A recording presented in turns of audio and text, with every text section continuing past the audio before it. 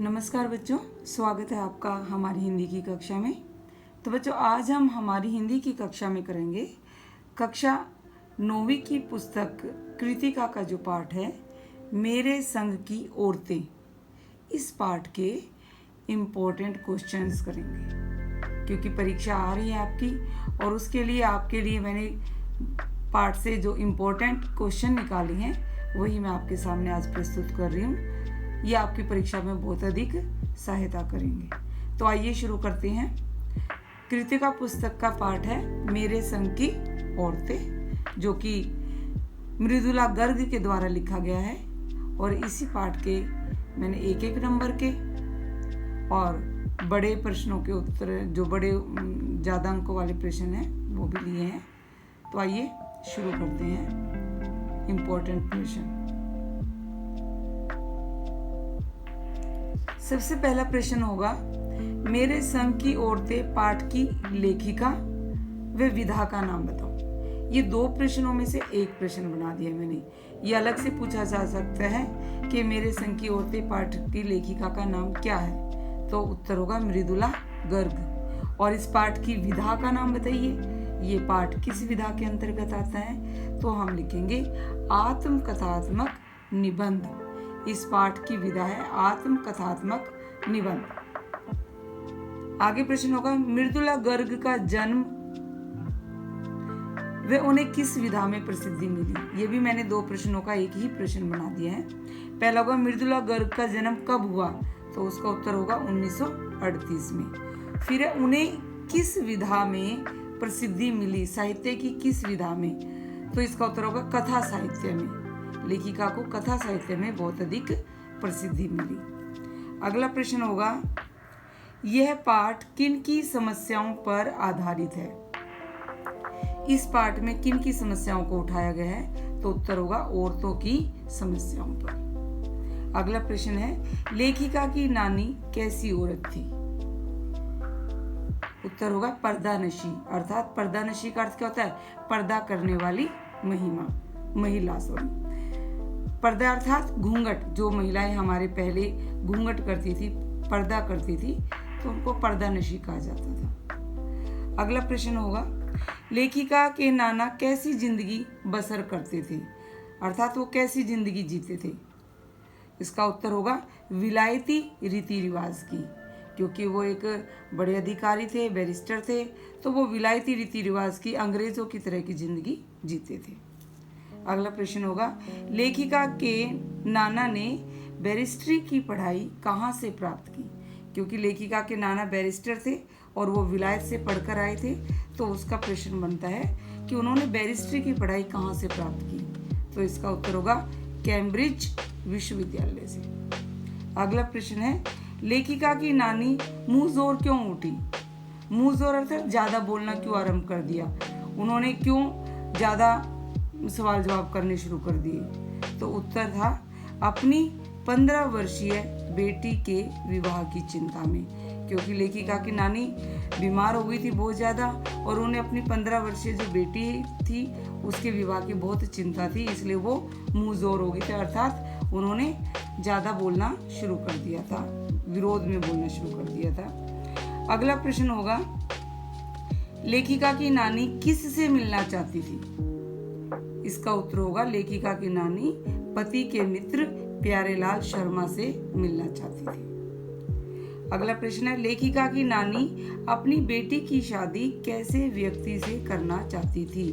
क्योंकि वो बीमार हो गई थी और उनकी मृत्यु उनको लग रहा था नजदीक है, तो उनकी क्या इच्छा थी, वो कैसे व्यक्ति के साथ अपनी बेटी का विवाह करना चाहती थी, तो इसका उत्तर होगा जो अंग्रेजों का फर्मा बरदार ना हो, अर्थात आज्ञाकारी हो, अंग्रेजों का गुलाम ना हो, या फिर आज़ादी के सिपाही से, जो आज़ादी के आंदोलन में भाग ले रहा हो, ऐसे व्यक्ति से वो अपनी बेटी का विवाह करवाना चाहती थी। अगला प्रश्न है, असली आज़ादी कब अनुभव होती है। इसका उत्तर होगा अपने ढंग से जीने में। जब हम अपने ढंग से अपनी मर्जी के अनुसार अपना जीवन जीते हैं, तो उसी में हमें असली आज़ादी का अनुभव होता है। अगला प्रश्न है, लेखिका की माँ का विवाह कैसे युवक से हुआ। तो इसका उत्तर होगा जो स्वतंत्रता आंदोलन में भाग ले चुका था। अर्थात जो लेखिका के पिता थे वो स्वतंत्रता आंदोलन में भाग ले चुके थे और उनकी नानी की इच्छा ऐसे ही व्यक्ति से थी, तो उनकी माँ का विवाह एक ऐसे ही व्यक्ति से हुआ जो स्वतंत्रता आंदोलन में भाग ले चुका था। अगला प्रश्न है, लेखिका के पिता को किस परीक्षा में बैठने से रोक दिया गया था? आईसीएस बड़े अधिकारी की परीक्षा होती है, तो अंग्रेज लोग नहीं चाहते थे कि जो स्वतंत्रता आंदोलन में भाग लें वो इस तरह की परीक्षा में बैठे और पास हो जाए और वो अधिकारी बन जाए, इसलिए उनके पिता को आईसीएस की परीक्षा में बैठने से रोक दिया गया था। अगला प्रश्न होगा, लेखिका की मां ने सादा जीवन क्यों व्यतीत किया? क्योंकि वो गांधी जी के आदर्शों के कारण सादा जीवन जीने के लिए बाध्य थी, तो इसका उत्तर होगा गांधी जी के आदर्शों के कारण। अगला प्रश्न है, हमारी बहू तो ऐसी है कि धोई, पोंछी और छींके पर टांग दी, ये शब्द किसने किसके लिए कहे थे? तो पाठ में जो लेखिका की दादी है उन्होंने लेखिका की माँ के लिए कहे थे, तो इसका उत्तर होगा लेखिका की दादी ने उसकी माँ के लिए। अगला प्रश्न है, कौन अंग्रेजों के सबसे बड़े प्रशंसक थे? पाठ के आधार पर इसका उत्तर होगा गांधी नेहरू, ये अंग्रेजों के बड़े प्रशंसक माने जा रहे थे। अगला प्रश्न है, लेखिका की माँ की राय का कैसे पालन किया जाता था? क्योंकि जो लेखिका की माँ का विवाह जिस परिवार में हुआ था उस परिवार में उनकी राय, उनकी सलाह का पालन पत्थर की लकीर की भांति होता था, अर्थात जो उनकी माँ ने कह दिया वही बात मानी जाती थी।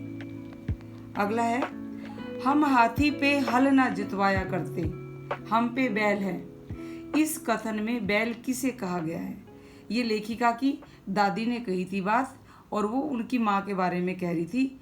यहाँ बैल का अर्थ होगा परिवार के काम करने वाले सदस्यों को बैल कहा गया है, कि जो काम करने वाले थे उनको बैल कहा गया है। हाथी अर्थात जो हाथी है उससे घर के कामकाज थोड़ी कराएंगे, अर्थात जो लेखिका की माँ थी वो शाही परिवार से थी तो उससे घर के कामकाज नहीं करवाते थे। अगला प्रश्न है, लेखिका की माँ अपने बच्चों की परवरिश में रुचि क्यों नहीं लेती थी? लेखिका की माँ वो अपने बच्चों की परवरिश में ज्यादा रुचि नहीं लेती थी, उसका कारण क्या है? वह स्वतंत्रता आंदोलन में भाग लेने के कारण व्यस्त रहती थी, इसलिए वो बच्चों की परवरिश में इतना ध्यान नहीं देती थी। अगला प्रश्न है, लेखिका की माँ अपना अधिकांश समय कैसे बिताती थी? तो इसका उत्तर होगा पुस्तकें पढ़ने में। लेखिका की माँ या तो स्वतंत्रता आंदोलन के कार्यों में व्यस्त रहती थी या फिर वो पुस्तकें पढ़ने में व्यस्त रहती थी। अगला है, लेखिका की माँ के 2 अच्छे गुण बताओ। पाठ में उनके गुणों के बारे में बात की गई है, तो वो 2 अच्छे गुण होंगे। एक तो लेखिका की जो माँ वो झूठ नहीं बोलती थी और दूसरा किसी की गोपनीय बात दूसरों के सामने नहीं बताती थी। गोपनीय बात मतलब कोई अगर अपनी राज की बात उनके सामने कह देता था तो वो उस बात को दूसरों के सामने व्यक्त नहीं करती थी। अगला प्रश्न होगा हमारा, लेखिका की माँ में पूरे परिवार की श्रद्धा का क्या कारण था? पूरा परिवार उनको बहुत मानता था, इसका क्या कारण था? तो इसका उत्तर होगा साहबी खानदान, क्योंकि लेखिका की माँ के पिता एक बड़े साहब थे, बैरिस्टर थे, तो उनका रुआब था परिवार में, इस कारण पूरे परिवार उनको बहुत मान देता था। अगला प्रश्न है, लेखिका की माँ की भूमिका बखूबी किसने निभाई? क्योंकि लेखिका की माँ तो उनकी परवरिश में इतना ध्यान नहीं देती थी, तो उनकी माँ की भूमिका किसने निभाई थी? उत्तर होगा लेखिका के पिता ने। यहाँ पर पाठ में बताया है कि लेखिका के पिता ने ही उनकी माँ की भूमिका निभाई, वो ही ज्यादा उनकी देखरेख करते थे। अगला प्रश्न होगा, लेखिका की परदादी की किस मन्नत से लोग हैरान थे? उस समय में लेखिका की परदादी भी लीक से हटके कार्य करती थी, तो उन्होंने एक मन्नत मांगी थी कि उनकी पतोहू को पहला बच्चा लड़की हो, और जब उन्होंने ये मन्नत मांगी तो सभी हैरान हो गए, क्योंकि उस समय लड़कों को ज़्यादा महत्व दिया जाता था और परदादी ने मन्नत मांगी कि लड़की होनी चाहिए, तो उनकी इस मन्नत से सभी हैरान हो गए थे। अगला प्रश्न है, लेखिका की माँ ने कितनी कन्याओं को जन्म दिया? तो इसका उत्तर होगा 5 कन्याएं। लेखिका सहित 5 बहनें थी ये। तो अगला प्रश्न है, लेखिका की परदादी के किस व्यवहार से चोर प्रभावित हुआ? चोर की घटना आती है बीच में, तो वो लेखिका की परदादी के किस व्यवहार से बहुत अधिक प्रभावित हुआ था? तो इसका उत्तर होगा उदारता, क्योंकि चोर को उन्होंने पुलिस में नहीं पकड़वाया, मारपीट नहीं की, बल्कि उसको सहजता से बदलने का प्रयास किया था। तो चोर उनकी उदारता से बहुत अधिक प्रभावित हो गया था। अगला प्रश्न होगा, लेखिका की परदादी ने अपने लोटे से पानी पिलाकर चोर से क्या रिश्ता बनाया? लेखिका की परदादी को जब पता लगा कि वो चोर है, चोरी करने आया था, तो उसने अपने लोटे से उसको पानी पिलाया और उसको कहा कि अब हम धर्म से माँ बेटे बन गए हैं। अर्थात इसका उत्तर होगा माँ बेटे का रिश्ता बनाया। अगला प्रश्न है, चोर चोरी छोड़कर क्या करने लगा? चोर ने चोरी करना छोड़ दिया और वो खेती करने लगा था। इसके बाद अगला होगा, लेखिका को देश की आज़ादी के जश्न में इंडिया गेट क्यों नहीं जाने दिया? जब हमारा देश आज़ाद हुआ 15 अगस्त 1947 को, तो उसका जश्न इंडिया गेट पर मनाया गया था। तो इसका एक प्रश्न ये भी बन सकता है कि देश की आज़ादी का जश्न कहाँ मनाया गया? तो इसका उत्तर आप लिखेंगे इंडिया गेट। और दूसरा प्रश्न बन रहा है, लेखिका को देश की आज़ादी के जश्न में इंडिया गेट क्यों नहीं जाने दिया? तो इसका उत्तर होगा बीमारी के कारण। उनको टाइफाइड हो गया था। अगर बीमारी के कारण या फिर टाइफाइड के कारण, ये दोनों ही ऑप्शन इसका उत्तर होगा। अगला प्रश्न है, लेखिका के पिता ने उसे कौन सी पुस्तक लाकर दी? तो इसका उत्तर होगा ब्रदर्स कारामजोव। तो ये पुस्तक का नाम है। जब लेखिका बीमार थी और वो आज़ादी के जश्न में नहीं जा सकी थी, तो लेखिका के पिता ने उनको ये पुस्तक लाकर दी कि वो उसे पढ़ ले। अगला प्रश्न होगा, लेखिका के भाई का नाम क्या था और वह किस भाषा में लिखता था? लेखिका का एक भाई था छोटा, 5 ये बहनें थी। तो भाई का नाम राजीव था और वो हिंदी भाषा में लिखते थे। अगला प्रश्न है, लेखिका की बड़ी व उससे छोटी बहन का नाम बताओ। लेखिका की सबसे बड़ी बहन, क्योंकि लेखिका दूसरे नंबर पे थी, तो लेखिका की बड़ी बहन का नाम था मंजुल भगत और घर में उन्हें रानी नाम से बुलाते थे। और लेखिका से छोटी, क्योंकि लेखिका दूसरे नंबर पे थी, तीसरे नंबर वाली लेखिका से जो छोटी थी उसका नाम था चित्रा और घर में उन्हें गौरी नाम से बुलाते थे। इन सब के 2-2 नाम रखे हुए थे। अगला प्रश्न होगा, लेखिका की चौथी व 5वीं नंबर की बहन के नाम बताओ। तो उनके नाम थे रेणु और जो सबसे छोटी थी उनका नाम था अचला। अगला प्रश्न होगा, अचला लेखिका से कितने साल छोटी थी और वो किस भाषा में लिखते थे? तो इसका उत्तर होगा, अचला लेखिका से 8 साल छोटी थी और वो अंग्रेजी भाषा में लिखती थी। इसी तरह अगला प्रश्न होगा, लेखिका का घर का नाम क्या था, वो उसने कब लिखना शुरू किया? तो लेखिका का घर का नाम उमा था। घर में लेखिका को उमा बुलाते थे और उन्होंने शादी के बाद लिखना शुरू किया था। अगला होगा हमारा, लेखिका की किस बहन को गाड़ी में बैठने के साथ साथ इम्तिहान देने से भी परहेज था? तो जो लेखिका की बहन रेणु थी, जो कि चौथे नंबर की थी, वो गाड़ी में नहीं बैठती थी, सरकारी गाड़ी में, क्योंकि बेशक उनके पिता अफसर थे लेकिन वो उस गाड़ी में नहीं बैठती थी और उनको परीक्षा इम्तिहान देने से भी परहेज था। उनको नहीं लगता था कि इम्तिहान देना जरूरी है। तो इसका उत्तर होगा लेखिका की बहन रेणु। अगला है, किसने जनरल थिमैया को पत्र लिखकर उनका चित्र मंगवाया? तो इसका उत्तर भी होगा लेखिका की बहन रेणु। उन्होंने जनरल जो थिमैया है उनको पत्र लिखा था और उनसे उनका चित्र मंगवा लिया था। तो मोटरसाइकिल पर एक व्यक्ति आकर वो चित्र उनको देकर भी गया था। अगला प्रश्न होगा, सच बोलने में माँ से भी 2 कदम आगे कौन थी?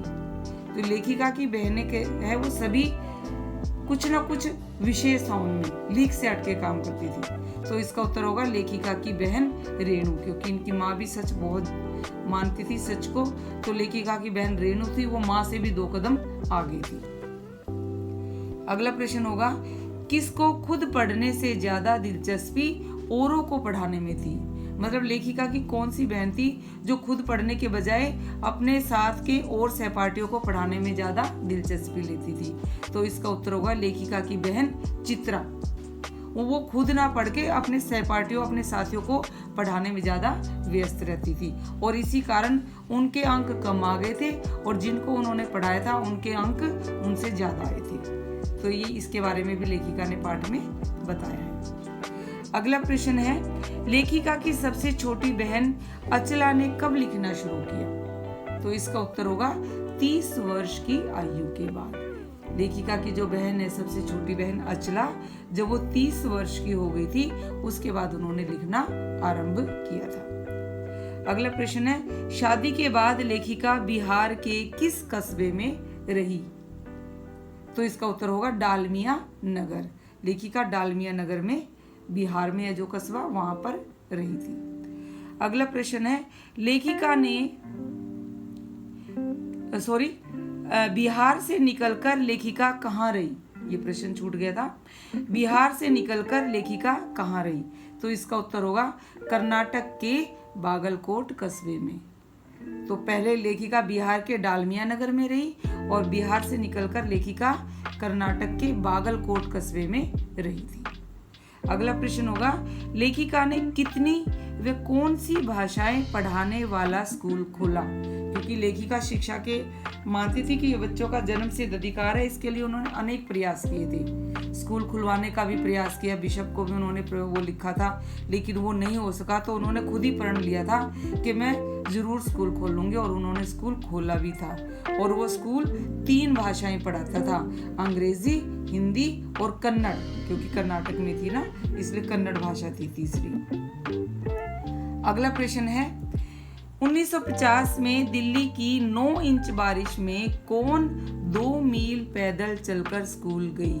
अब ये भी 2 प्रश्न बन सकते हैं कि 1950 में कहाँ बहुत अधिक बारिश हुई, 9 इंच बारिश हुई, तो उत्तर आएगा दिल्ली।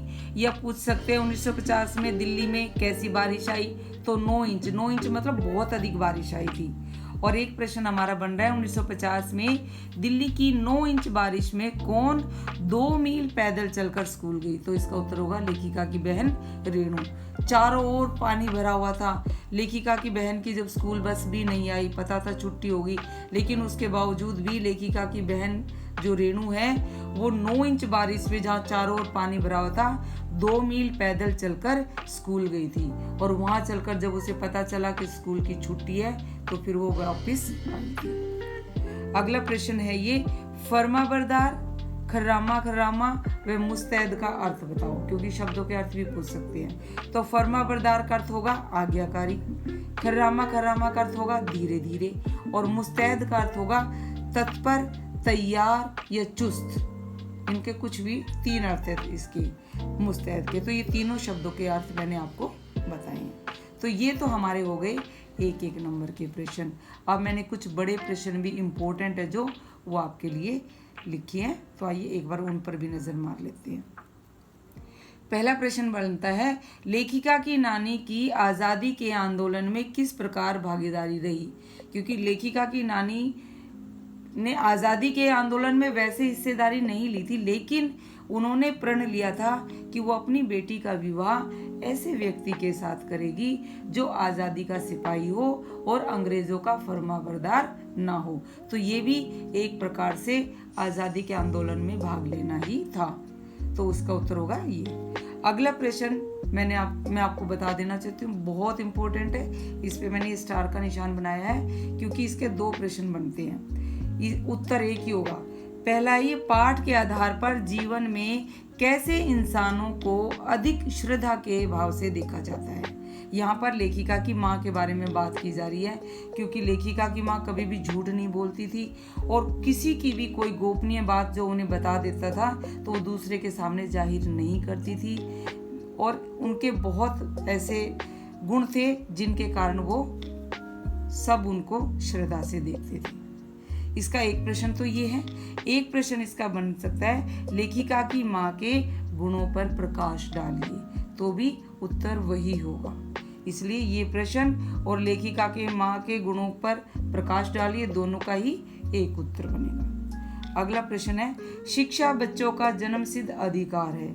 इस दिशा में लेखिका के प्रयासों का उल्लेख करो कि लेखिका ने क्या क्या प्रयास किए। मैंने आपको एक एक नंबर के में भी बताया था कि लेखिका ने बहुत प्रयास करे कि किसी प्रकार यहाँ पर स्कूल खुलवा दिया जाए, तो वो कामयाब नहीं हो पाई और अंत में उन्होंने प्रण लिया था कि चाहे कुछ भी हो मैं यहाँ पर स्कूल जरूर खोल लूँगी। और उन्होंने खुद स्कूल खोला था जो 3 भाषाएं पढ़ाता था, हिंदी, अंग्रेजी और कन्नड़ भाषा।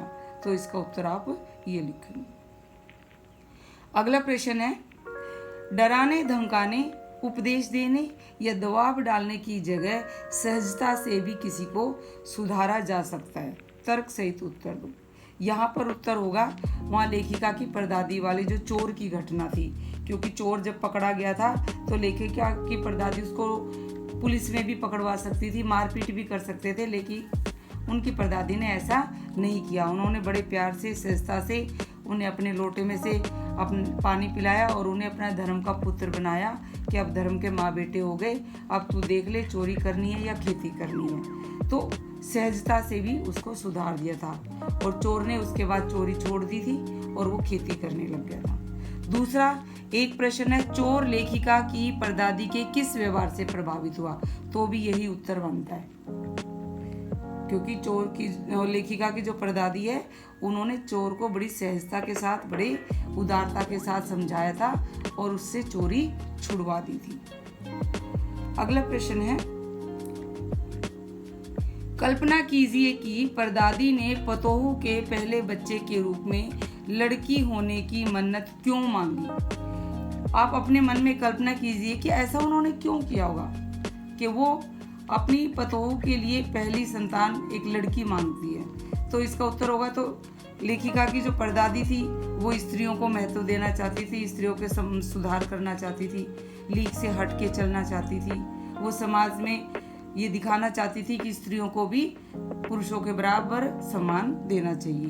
तो यही कारण रहे होंगे कि लेखिका की परदादी ने अपनी पतोहू की पहली संतान के रूप में लड़की होने की मन्नत मांगी थी। और अंतिम प्रश्न है, ये भी बहुत महत्वपूर्ण है, लेखिका ने अपनी नानी को कभी देखा नहीं था, फिर भी उनके व्यक्तित्व से वे क्यों प्रभावित थी? क्योंकि लेखिका ने अपनी नानी को कभी देखा नहीं था, उनके तो उनकी माँ के विवाह से पहले ही देहांत हो गया था, लेकिन वो उनसे बहुत प्रभावित थी। क्यों? क्योंकि जो उन्होंने अपने पूर्वजों से, अपनी माँ से उनके बारे में सुना कि वो किस तरह एक पर्दानशी महिला थी, प्राय पुरुषों के साथ बात भी नहीं करती थी, लेकिन जब उन्हें एहसास हुआ कि उनका अंतिम समय नज़दीक आया है तो वो मुँहज़ोर हो गई और उन्होंने अपने पति से कहा कि वो अपने मित्र प्यारेलाल शर्मा को बुला कर लाएं और उनसे वचन लिया था कि अगर मेरे पति मेरी बेटी के लिए कोई वर ढूंढेंगे तो वो अपने जैसा कोई साहब ढूंढेंगे।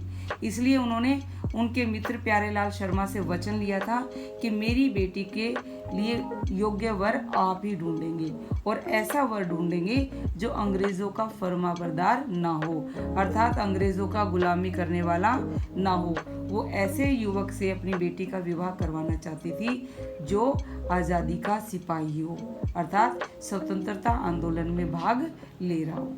तो ये बातें सुनकर लेखिका अपनी नानी से बहुत अधिक प्रभावित थी। तो ये थे हमारे एक नंबर के और 2 या 3 नंबर के बड़े प्रश्न।